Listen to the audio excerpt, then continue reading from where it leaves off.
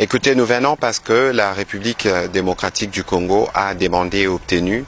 une réunion spéciale du Conseil des Nations Unies pour le droit de l'homme pour faire le point de la situation que nous vivons à Goma depuis plusieurs jours, marquée par l'entrée de troupes rwandaises. À leur arrivée, ils ont bombardé des camps des déplacés, ils ont tué des populations civiles, ils se sont attaqués au personnel de la MONUSCO en tuant, ils ont tué les personnels de la SAMI RDC, mais tous ces crimes qui ont été commis dans un contexte où ils ont privé la population d'eau et d'électricité, dans un contexte où la population ne voit pas ses droits élémentaires respectés, donc il était de notre droit de venir ici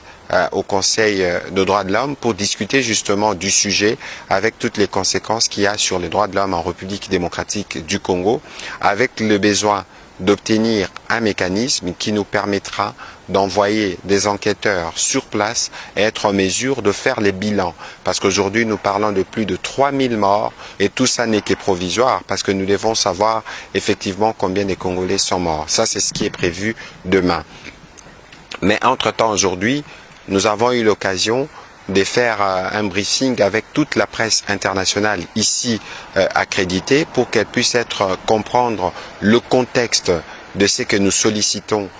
du Conseil national, du Conseil des Nations Unies pour les droits de l'homme, mais aussi toutes les implications qu'il y a depuis l'entrée des troupes rwandaises à Goma et son occupation illicite. Nous leur avons expliqué que le fondement principal de cette guerre portée par le président Kagame, c'est de garder ses mains sur les ressources minières de la République démocratique du Congo. Nous, comme peuple, nous sommes mobilisés derrière le président Félix Antoine Tshisekedi, qui est résolument engagé dans le cadre du processus de Luanda, par exemple, pour amener la paix dans l'Est de la République démocratique du Congo. Et donc, c'est autour de toutes ces questions que nous avons eu l'occasion de discuter et d'apporter des réponses à la presse qui a été très intéressée à connaître les détails de la situation en RDC.